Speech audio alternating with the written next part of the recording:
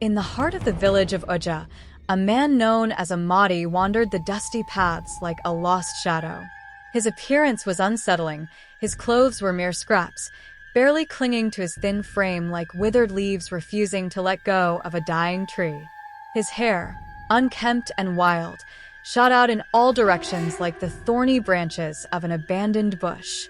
His face, smeared with dirt, carried an expression that was neither a smile nor a frown, but something in between, half warmth, half mystery. Slung over his back was an old, tattered sack, heavy and sagging as if it held the weight of a secret too dark to be spoken. Wherever Amadi went, the sack was always with him, following like a snail's shell, inseparable and burdensome. The villagers often peered at him from behind their windows, whispering among themselves. "Who is this man?" one murmured. "He looks like he belongs to no one, no home, no family," another added. "He must be mad," a woman concluded, shaking her head. But Amadi never seemed to hear their words or care for their stares. He simply moved with purpose, his feet carrying him towards the heart of the village, the great Iroko tree that stood tall by the market square. Its thick branches stretched wide, like the welcoming arms of an ancient giant. With a weary sigh, Amadi dropped his sack beneath the tree and settled on the ground. This was his home, his refuge from the world. As the skies darkened and rain began to fall, he curled up beneath the towering tree, allowing the cold drops to blanket him in silence. The villagers watched from a distance, their curiosity growing. Who was this man, and what secrets did he carry in that heavy sack? Mothers in Uja often warned their children, "Stay away from that man. Mad people can be dangerous." The children would nod obediently, but their eyes betrayed their curiosity. They were fascinated by the old sack Amadi carried. It was far too large for a man like him, and there was something unsettling about it. A strange scent always lingered around it, something like dried leaves mixed with the smoky bitterness of burnt wood. But despite his eerie presence, Amadi never harmed anyone. Every morning, he wandered through the village, begging for scraps. The women, though wary, would toss him leftover food, and he would nod in quiet gratitude. By afternoon, he would return to his usual spot beneath the Iroko tree, chewing on twigs or absent-mindedly tossing stones in a game that only he seemed to understand. Sometimes, he muttered strange words under his breath, words no one could decipher. Other times, he laughed, a brittle, dry sound, like leaves being crushed beneath hurried footsteps. The villagers pitied him. Poor man, they would say, harmless, but lost in his own world. Yet no one ever dared touch his sack. It remained by his side, its secrets hidden like a crocodile lurking in the depths of a still river. Life in Uja went on, with Amadi always there, silent, strange, and watching. But the same rains that had once washed him into their village carried with them a storm much darker, a storm with sharp teeth and no mercy. One morning, as the village stirred awake to the crowing of roosters and the soft hum of women starting their daily chores, little Zara, a bright-eyed 7-year-old, skipped out of her hut. She clutched a small calabash in her hands. Her mother had sent her to buy palm oil from Mama John's stall. "Come back quickly, Zara," her mother called after her. "And don't stop to play." "I won't, Mama." Zara's voice rang out, light and cheerful, like a song floating on the breeze. But that morning, Zara never came back. At first, Zara's mother waited patiently, assuming her daughter had paused to chat with her friends. But as the sun climbed higher, unease crept into her heart. Stepping outside, she called, "Zara? Zara." Her voice echoed through the village, but only silence answered. Soon, the neighbors joined the search, scouring every corner of Uja. They checked the market, the stream, and even the thick bushes at the village's edge. Yet, there was no trace of Zara. All they found was her small calabash lying abandoned by the path, empty, just like the hope in her mother's heart. By evening, whispers filled the air like restless spirits. Where could she have gone, some asked. Could a wild animal have taken her? Others murmured. But one question lingered, unspoken yet heavy as a gathering storm. Could it be the madman? The women gathered near the market square, their voices hushed but edged with fear. "That strange one," someone whispered. "Always carrying that sack. Who knows what he keeps inside?" Another woman shook her head. "He's just a harmless madman," she argued. "He wouldn't hurt a child." Still, suspicion wrapped itself around Amadi like a dark cloud. Under the towering Iroko tree, he sat as always, chewing on a stick, his sack beside him like an ever-present shadow. He didn't seem to notice the villagers' wary stares or hear their murmured accusations. When someone finally mustered the courage to ask if he had seen Zara, Amadi simply laughed, a hollow, brittle sound that sent chills through their bones. "Mad people know nothing," an elder said, shaking his head. "Let's keep searching." As night fell, silence swallowed the village, broken only by the heart-wrenching sobs of Zara's mother. Above, the stars gleamed cold and distant, as if keeping a secret they would never share. Days turned into weeks, and weeks into months, yet Zara remained lost to the world. The weight of her absence settled over Uja, a shadow that refused to fade.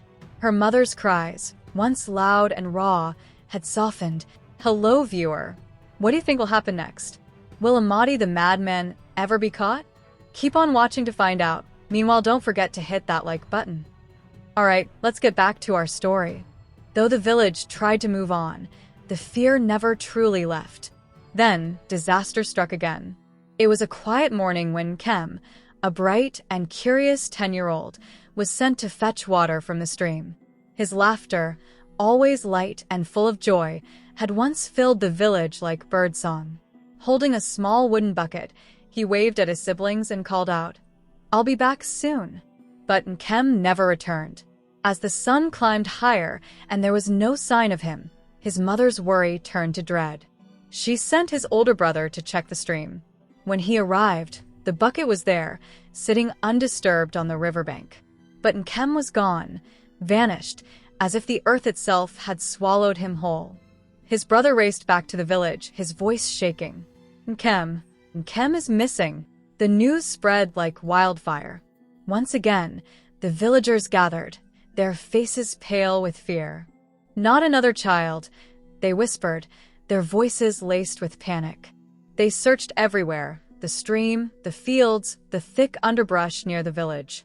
But Nkem was nowhere to be found. The quiet dread that had loomed over Uja now swelled into full-blown terror. Mothers clutched their children tightly, refusing to let them wander. As the sun dipped below the horizon, doors were locked, and the once lively village streets fell into eerie silence. Then, the whispers began again. "It must be him," a woman murmured, her voice barely above a breath. "That strange man, ever since he came with that sack, our children have gone missing." "But he's mad," another argued. "What would a madman want with children?" "He's always there under that tree," someone else said. "Watching, waiting. What if he's only pretending?" Despite their fear, no one dared to confront Amadi. As always, he sat under the Iroko tree, chewing on a stick, his sack beside him like an ever-present shadow. He seemed oblivious to their stares, their hushed accusations. But the fear in Uja had grown too great to ignore. Children no longer played in the open, and even the bravest hunters hesitated to stay out late. Every shadow seemed darker, every sound a threat. And yet, even as their suspicions thickened, no one was bold enough to open Amadi's sack. So the village lived in silent terror, waiting for the next storm to come. When night fell, the village of Uja retreated into its uneasy slumber. But under the ancient Iroko tree, Amadi came alive. The madness he wore in daylight was nothing more than a disguise, a mask he could shed as easily as a snake sheds its skin. His wild laughter faded into eerie silence. His vacant stare sharpened, focused like the glint of a blade in the dark. And from his sack, he pulled his true companion, a knife. Its edge gleamed under the moonlight, sharp as a predator's fangs. Moving with the silent grace of a leopard, Amadi slipped into the night. Darkness was his ally, the stillness of the village his shield. He was no fool, no ordinary madman. The villagers' pity cloaked him, their ignorance made him invisible. He knew how to pick his prey. He knew how to wait. Children were easy. They were curious, trusting. He hid in the shadows, waiting for a small figure to pass. And when the moment was right, he emerged, his face twisted into something almost kind, almost human. "Come here, little one," he would say, his voice honeyed with false sweetness. "I have something for you, sweets, fruit, whatever you like." Temptation stole their fear. Silence stole their screams. And when they stepped too close, Amadi struck. Quick, silent, deadly. Women were the next to disappear. Those who dared to fetch water late at night, believing the path was safe, unknowingly walked into Amadi's trap. He would sit by the roadside, hunched and unmoving, pretending to be lost in sleep. But the moment a woman passed, he would rise like a phantom, seizing her before a scream could escape her lips. Even men, strong farmers and skilled hunters, were not beyond his reach. Those who wandered too deep into the forest, unaware of the danger lurking, found themselves caught in his web. Amadi studied them, memorized their habits, their weaknesses. He was patient, like a spider waiting in its web. With each passing night, his sack grew heavier. But Amadi had a destination. Under the cover of darkness, he carried his grim cargo deep into the forest, where the trees whispered secrets to the wind. Hidden in the dense shadows stood a small hut, his true destination. Inside, men with dark hearts and cruel intentions awaited him. Ritualists. As Amadi entered, they greeted him like an old friend, their eager eyes gleaming. "Good work," one of them murmured, running his fingers over the fresh trophies. "You'll be rewarded well." Amadi took his payment, a bundle of coins or trade goods, and melted back into the night. By the time the first rooster crowed, he was once again beneath the Iroko tree, humming softly, chewing on a stick, the very image of a harmless madman. No one suspected a thing. No one dared to ask what lay inside the sack that never left his side. And so, while the village slept, Amadi thrived, his wickedness hidden in plain sight. But even the cleverest crocodile risks the river's wrath. Amadi's secret life carried on smoothly, but even the most cunning predator cannot escape notice forever. 3 times, he came dangerously close to being exposed. The first near discovery happened on a bright afternoon. A farmer's wife was returning from her farm, her basket filled with cassava. As she passed the Iroko tree, her gaze flickered toward Amadi. He sat as he always did, hunched with his sack beside him. But something was different. A dark, sticky liquid dripped from the bottom of the sack. Blood. Her breath caught. Her heart pounded. She quickened her pace, her feet barely touching the ground as she rushed home. Bursting into her hut, she found her husband and blurted out the words tumbling from her lips like water from a broken pot. "There's blood on that madman sack. You must go and see." The farmer wasted no time. Gathering a group of men, they armed themselves with machetes that gleamed under the sun. With determination in their eyes, they marched toward the Iroko tree, ready to confront Amadi once and for all. But as they drew near, Amadi sprang to his feet. His wild eyes darted between them, and then, like a man possessed, he began to shout, his arms flailing. "Leave me alone," he bellowed. "The spirits are speaking to me. They will curse you if you come any closer." The men hesitated. Fear crept into their hearts. "Mad people have strong juju," one whispered, shifting uncomfortably. Slowly, one by one, they backed away, unwilling to risk the wrath of unseen forces. Amadi watched them retreat, a crooked grin stretching across his face. As the last man turned away, he let out a laugh, low, brittle, triumphant. Once again, his sack remained untouched. The second time Amadi nearly got caught was in the dead of night. A hunter, weary from his long trek through the forest, was making his way back to the village when he noticed movement in the bushes. Squinting through the darkness, he spotted Amadi dragging his ever-present sack through the undergrowth, his movements slow and deliberate. Curiosity sparked in the hunter's chest, burning like a flame. Silently, he ducked behind a tree, careful not to snap a twig or rustle a leaf. Step by step, he trailed Amadi, his heart pounding as he tried to see where the strange man was going. Then, without warning, Amadi stopped. He turned his head slowly, and in the glow of the moonlight, his eyes gleamed like burning embers. The hunter froze, every ounce of courage draining from his body, like water through a sieve. Without a word, he dropped his spear and bolted, running as fast as his legs could carry him. He didn't stop until he burst into the village, gasping for breath. "I saw him," he panted. His eyes, they burned like fire. He's not just a madman, he's something else, something worse. But fear had already woven itself too deeply into the villagers' hearts. Though whispers spread, no one dared to act. The third close call came one lazy afternoon. A group of restless boys, tired of their usual games, dared each other to do the unthinkable.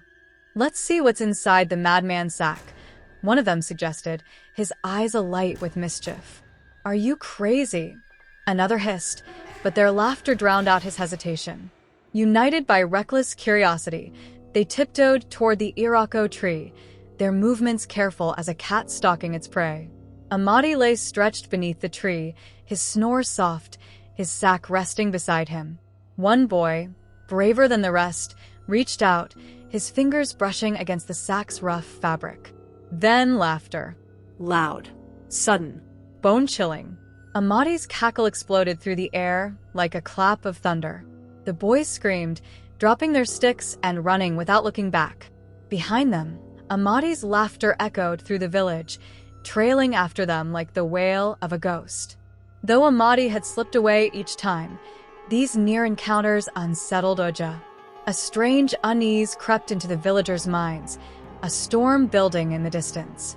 The Iroko tree, once just another part of the village, now stood like a silent witness to something unspeakable.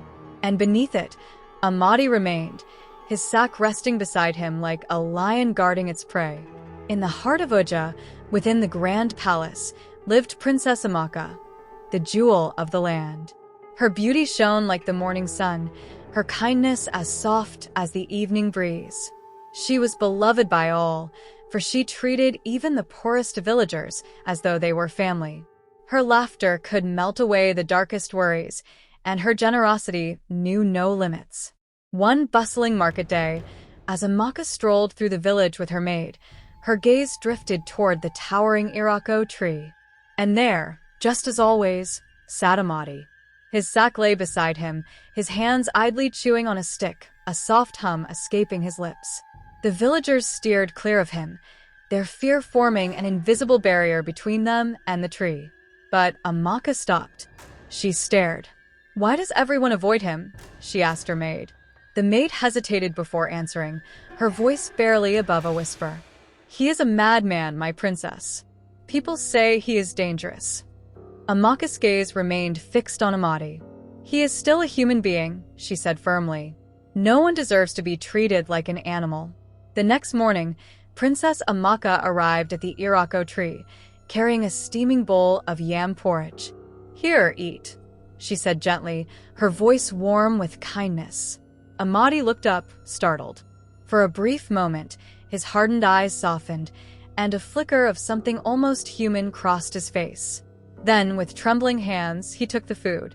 "Thank you," he muttered, his voice barely above a whisper. From that day on, Amaka visited him regularly. She brought him meals, sat beside him, and spoke to him as though he were no different from anyone else. She asked him about his life, listened patiently to his mumbled responses, and treated him with the dignity no one else dared to offer. The villagers murmured among themselves. "Why is the princess wasting her time on the madman?" they whispered. "Does she not see how strange he is?" But Amaka ignored their doubts. To her, kindness was not meant to be selective. It was meant to be given freely. Her compassion shone like a beacon, but she had no idea that light was attracting danger. Beneath the mask of madness, Amadi's mind twisted with dark intent. He no longer saw Amaka as just a kind soul, he saw her as a prize. A treasure greater than anything he had ever taken. Her head, he thought, will make me rich beyond my wildest dreams. The ritualists will pay anything for the king's daughter. As Amaka's kindness deepened, so did Amadi's deception.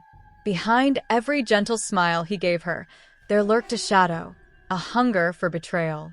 The sun dipped below the horizon, bathing the village in golden light as Amaka made her way to visit Amadi.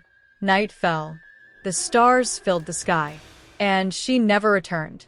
At first, no one panicked, but as the hours stretched on, her maid grew uneasy. She hurried to the king, bowing low. "Your Majesty," she whispered, fear gripping her voice. "The princess has not come back." The king's face darkened with worry. Without hesitation, he ordered his guards to search the village. They combed through the market, the stream, and every hut, calling her name. "Princess Amaka, Princess Amaka." But the night remained silent. The villagers gathered, their faces pale with dread. "Where could she have gone?" they murmured, fear creeping into their voices. Then an old woman, leaning heavily on her walking stick, stepped forward. Her voice was calm but firm. "Check the madman," she said. "His sack is always full, and it smells too sweet for a man who lives in rags." The guards exchanged uneasy glances, but nodded. Armed with torches, they marched toward the Iroko tree, their flickering flames pushing back the darkness. There, as always, sat Amadi, humming, rocking back and forth like a child, his sack resting beside him, unmoving. One of the guards stepped closer. "What's in your sack?" he demanded. Amadi looked up, his eyes wild and darting. Then he threw back his head and laughed. "Spirits," he bellowed. "The spirits speak to me. You cannot touch their home." But this time, the guards did not back away. They seized the sack, their grips firm. Amadi shrieked, clawing at them, but it was too late. They tore the sack open. The village stood frozen. Inside lay the severed head of Princess Amaka. Her golden hair still gleamed, her face frozen in peaceful stillness. Beside her, other heads rested in silent horror, Zara, Kem, and many more. A gasp swept through the crowd, followed by piercing screams. The truth had been revealed, and Uja would never be the same again. The kind-hearted princess, who had only wished to help, had fallen victim to the very man she sought to save. The guards seized Amadi, binding his hands with rough ropes as he cackled like a man possessed. They dragged him through the village, his bare feet stumbling over the dusty ground. Behind them, the villagers followed, their cries of grief and fury slicing through the morning air. Above them, the ancient Iroko tree stood silent. Its massive branches swayed in the wind, as if lamenting the horrors it had borne witness to. The storm of sorrow and rage that swept through Uja that day would never be forgotten. At the palace, the king sat upon his throne, his face carved with unspeakable grief. His beloved daughter, Princess Amaka, was gone, her light extinguished, as fragile as a candle in the wind. When Amadi was thrown to the floor before him, the king's voice thundered like a raging storm. "You dared to harm my daughter? You dared to bring this darkness into my land." His sorrow was thick, pressing against the walls like an unseen force. Amadi, on his knees, lifted his head. A slow, twisted smile spread across his face. His wild eyes scanned the crowd before settling on the king. "Kill me if you must," he said, his voice disturbingly calm. "But know this, I am not the only monster here." Gasps rippled through the hall. The air grew heavy with murmurs, fear slithering into the crowd like a shadow. "What do you mean?" the king demanded, his voice shaking with rage. Amadi let out a low, bone-chilling laugh. "You call me evil," he said, "but your own greed feeds the ritualists. You sell your lands, your children's future, all for promises of wealth and power. Without you, there would be no market for the heads I brought them." Silence fell over the hall. The villagers stood frozen, their faces drained of color. And for the first time, they were forced to face a truth far darker than the madman before them. Amadi's words struck like a lash, each syllable cutting through the villagers like an unforgiving blade. "You pity me?" he sneered, his voice filled with mockery. "Pity yourselves. It is not I who has poisoned this land. It is your own greed." The king's sorrow hardened into fury. "Enough," he thundered, his voice echoing through the palace. "You have taken what can never be replaced. Your life ends today, and with it, the darkness you have brought upon my land." With a swift motion, the guards carried out the king's decree. Amadi's laughter was silenced in an instant, but his words did not die with him.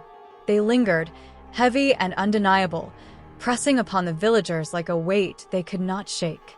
Guilt crawled into their hearts. Shame settled in their bones. They had ignored the signs for too long. They had allowed the shadows to grow unchecked.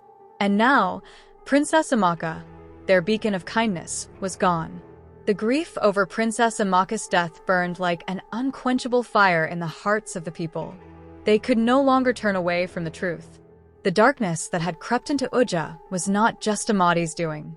It was something deeper, something they had allowed to fester. The ritualists must be destroyed, an elder declared, his voice as unyielding as iron. They have feasted on our greed for too long. With torches in hand, led by the king's guards, the villagers marched into the forest. The trees towered above them, their branches whispering secrets long forgotten.